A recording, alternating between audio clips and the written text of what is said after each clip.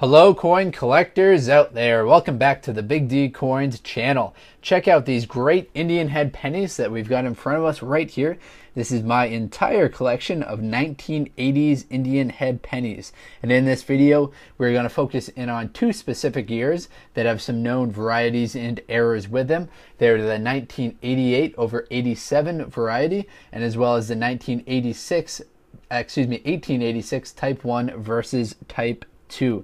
Now these are some very nice coins. What's interesting about collecting the Indian head pennies is the great variety of condition that they'll come in. You'll come across some of these ones right here where it's just so well worn out compared to these ones right here, which are kind of just a few years apart, but this one will be in great condition. So being able to identify some of the errors and varieties could take a coin that looks like this right here and turn it into a lot of money. But first, let's quickly skim over the different ones that we've got in front of us right here. We've got an 1880 at the top, 81, 83. Then over here, we've got a 1983 as well, 1984, 85, 86.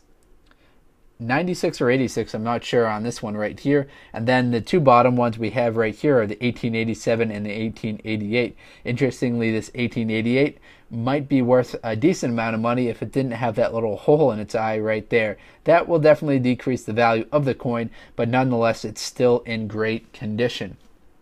Now, as far as getting your coin graded, a lot of these aren't going to grade at the mint state condition or a very high mint state grade. So getting them in a very fine or extra fine condition can still be worth a lot of money. First, let's talk about the mintages of these coins. That will kind of give us a basics of which one of these particular years are going to be worth more or less value. Now, there aren't any mint marks on these Indian head pennies, so the mintages on them are quite easy. I'll start with 1980 and then just read the mintages. So in 1880, my apologies if I make that mistake a lot, but we're just looking at 1880s, not 1980s. So 1880, we had 38 million, then 39, then 38, then 45, then 23, then 11, then 17, then 45, then 37, and then 48. So the lowest mintage in that series will be the 1985. Now, interestingly, I have one of them right here, so that's pretty cool. In 1985, there are 11 million of them made, 11,765,384 of them made. The highest year of production is going to be the last year in the 1980s, which would be 1989, in which there are 48,869,361 of them produced. So keep your eye out for the 1885. 86 is low as well, but the highest mintage year will be the last year of 1889. Now, the reason why we're talking about just the 1880s, just felt like it'd be more easy to understand a smaller section if we just broke it off into one particular decade. Now, these were made all the way up until 1909, and they started back in 1859. So by no means is the 1880s the most valuable decade. I just had a lot of them, so I figured I'd make a section about just the 1880s. So I've moved all of them aside except for two of them. We've got a 1887 right here and 1888. As you can see, different conditions on both of them. And these pennies, like the Lincoln Memorial and the wheat pennies, can be graded in that red designation depending on the coloring of the copper. Now, if they get that red designation, that will drastically increase the value of the coins. These ones right here would just get the brown color designation. Now, the first variety that I want to talk about is the 1888 over 87 variety. Now, this is documented in the PCGS. They have this listed. Now, interestingly, I've never seen this before on the PCGS website, but at Mint State 65, for their survival estimate, they have 0. They've got a goose egg as far as how many of the 1888 over 1887 they have expected to survive at a Mint State 65 or better. In all grades across the board, they're only estimating to have survived 500 of the 1888 over 87 variety. Now, here's a little bit of info from their website as far as the variety. This comes to you from Jamie Hernandez. The 1888 over 7 Indian head cent is a very popular variety of the Indian cent series. The 8-digit was apparently struck over the 7-digit on the date.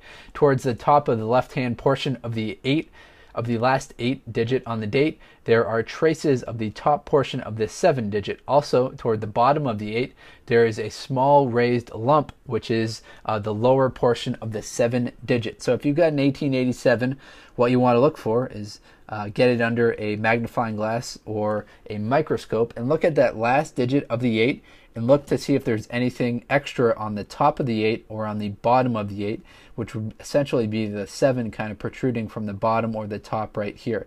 So check out that. You could have the 1888 over 87. Now, there can be a lot of junk and gunk and stuff that's built up in these years. That makes it hard to determine, just based on pictures you might see on eBay, if it's actually that error coin that you're looking for. So be cautious. When you're buying one of these online, just looking at the pictures, you might think you see something a little extra, but who knows if it actually is. The easiest way is if you can get your hands on it before you have to purchase it and get it under that microscope. Now, as far as the most valuable of these, there was a NGC one that graded a mint state 64 for an NGC grade. That sold at a 2003 auction. That was a mint state 64 for $24,150. The highest graded PCGS coin to ever sell was in 2007, in August 2007, which sold for $74,750. Again, these are the mint state brown regular strikes. Now, more likely you get one that's in kind of the extra fine or the very fine condition, and those ones are still worth a lot of money. Those are going to be worth thousands of dollars. So don't think just because yours isn't in that mint state condition that it's not going to be worth any money. And now on to the 1886. Now this one right here, I believe is in 1886, but it's hard to tell with that looping. Yeah, this is definitely an 1886. So there's two types for the 1886. The type 2 is going to be worth more than the type 1. The type 2, how you can differentiate them apart, the type 2 has the last tail feather pointing in between the C and the A of America. The type 1, the last tail feather will be pointing between the I and the C. Now this type 1 versus type 2 is noted on PCGS, so keep your eye out there. If you're looking at purchasing a 1886, some people might not understand the difference between the type 1 and type 2, so you can really increase the value of your coin if you are able to identify where this last tail feather is pointing. If it's between that C and the A, definitely choose that one over one that's pointing between the I and the C if the prices are the same. Alright everyone, that's all I've got for today's video. Let's quickly recap.